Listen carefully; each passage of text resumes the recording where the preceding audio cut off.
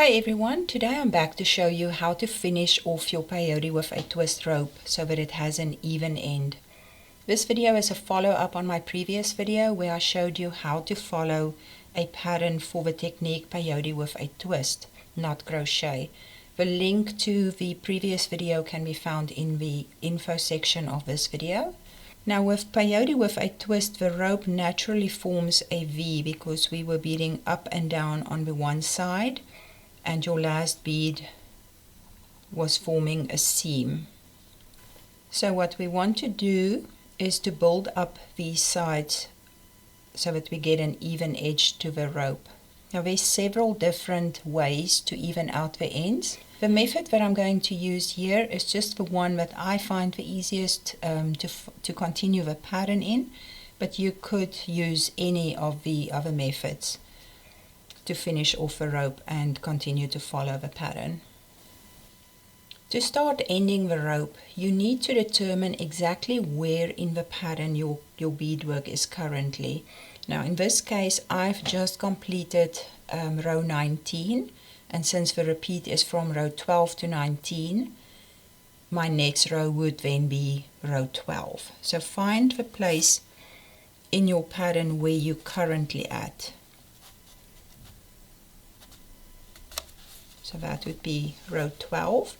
So I'm going to bead row 12, which would be 2A and 2B, up to the very end. And the difference will come in when we start row 13, or the next row then, in that we will omit this A bead, and we will start that row one bead shorter.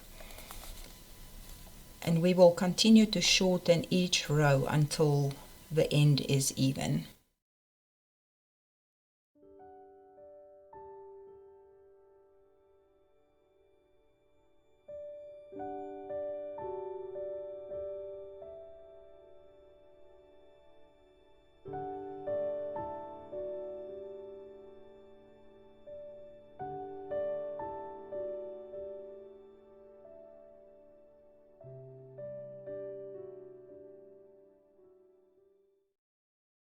Normally we would pick up the next bead and go through that high bead over there, but we want to shorten the row and omit that first bead.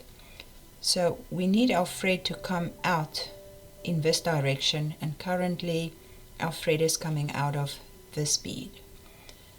So what we need to do is to turn the direction of a thread so that it comes out of that high bead. So I'm going to go through the next bead, and then the one just below that one.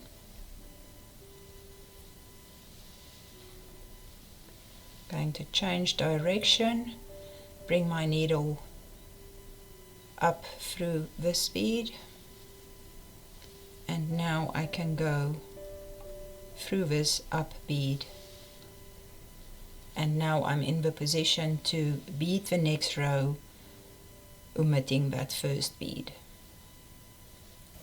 And just to recap then, the next row we're omitting this first bead, so we're just going to use B, A, and C.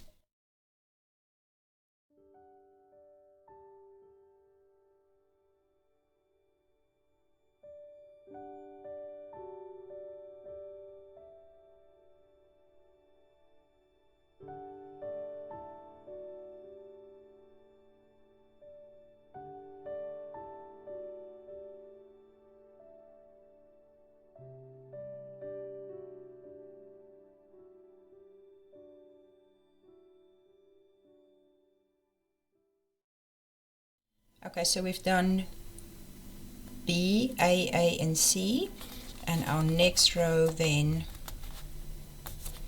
would be C, A, B, and that last B again is going to fall away because we're shortening by one bead every row.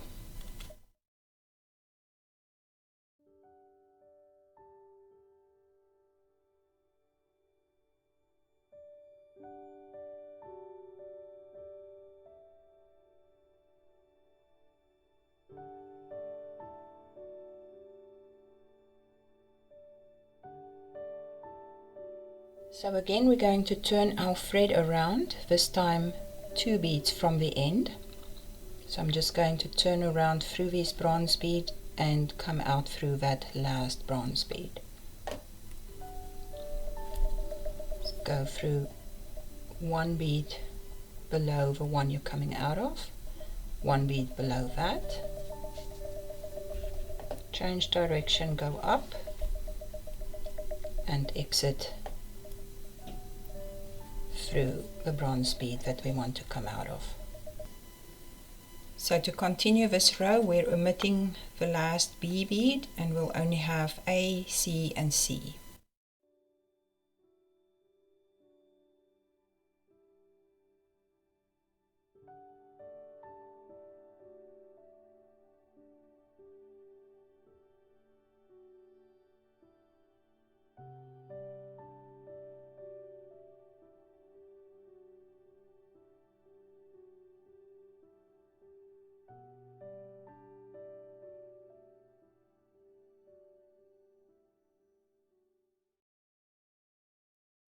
To do our next row, we'll only have 2 beads, the C and the A, because we're omitting this last A of that row.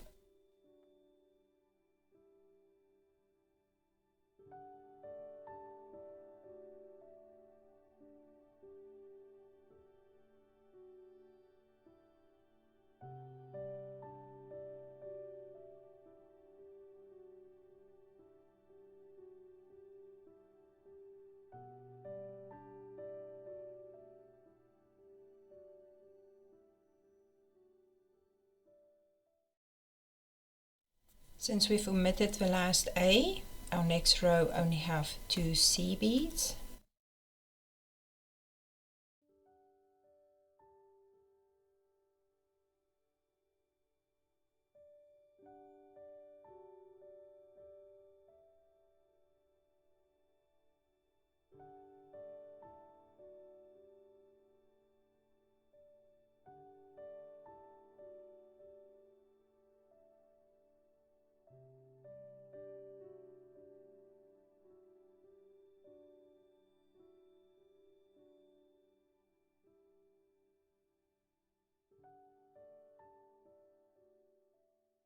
So there's basically only 1 row left to be done, and it consists of 1 bead, the A bead,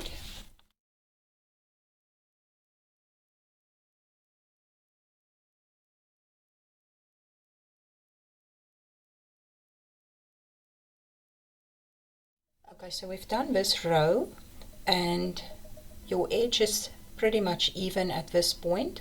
There's 1 more tiny gap which I'm actually going to fill in because I don't like those gaps, but you could just go around with your thread through all the top beads and tighten it and you probably won't see that gap. I do like to fill that in as well. So to do that, I'm going to use the next bead in the pattern, which will be a C bead, and I'm going to go through the last bead that we added.